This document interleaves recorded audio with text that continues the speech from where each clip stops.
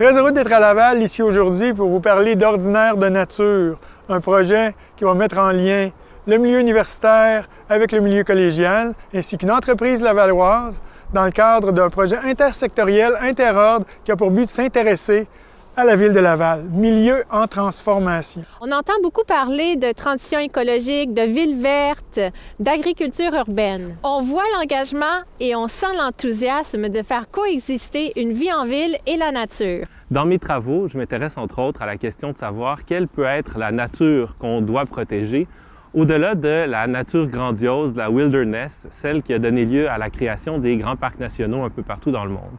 Dans cette optique, un concept qui est particulièrement intéressant, c'est celui de nature ordinaire.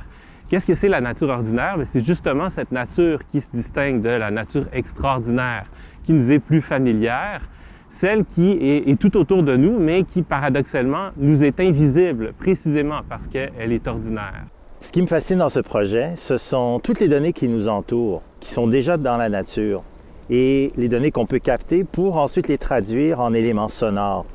Voix, effets sonores, narration, etc., pour ensuite les intégrer à une œuvre numérique.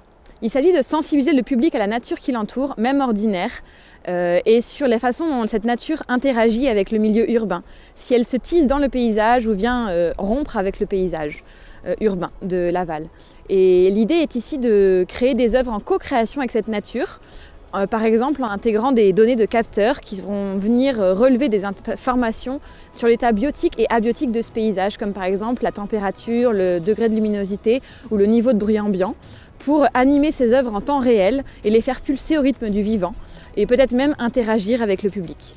Le projet invite les gens à revisiter 4 lieux, où ils retrouveront des installations artistiques afin de vivre une expérience différente du territoire par l'entremise de l'art numérique.